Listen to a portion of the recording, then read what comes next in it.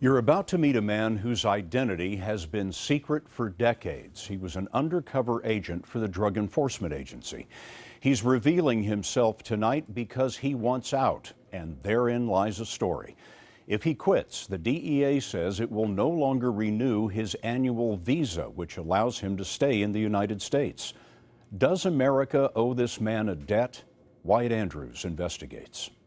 So this is your Peruvian ID? Yes. This is my Colombian passport. For 27 years, Carlos Toro assumed many false identities as an undercover operative for the Drug Enforcement Administration. The intelligence he gathered helped in the prosecution of cocaine kingpin Carlos Lader of the Medellin cartel and Manuel Noriega, the former dictator of Panama. But at 66 years old and in declining health, Toro wants to quit. He says the DEA agreed, but has reneged on a promise to help him legally stay in the United States. Without legal status, he faces deportation back to his native Colombia. I was loyal to them. I worked for them. I risked my life for them. And this is how they pay me. The United States government is sentencing me to death.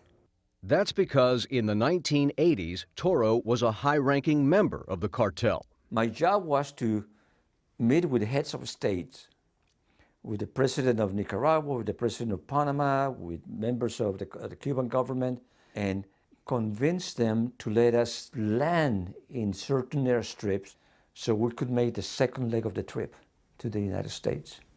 After Toro got arrested for cocaine trafficking, he turned informant and became one of the DEA's most important undercover assets around the world. You could be the street drug dealer, Yes. the street thug, Right. or you could be the banker. Or I can be the banker or the diplomat. Did you find it fun? Yes, I found it fun. He could walk the walk and talk the talk. The man most upset about Toro's treatment is retired DEA agent Mike McManus, who was Toro's handler for 2 years. It's not that often that you have a confidential source who can work undercover for nearly 27 years all over the world and still maintain a cover. Is this a man who risked his life for the DEA?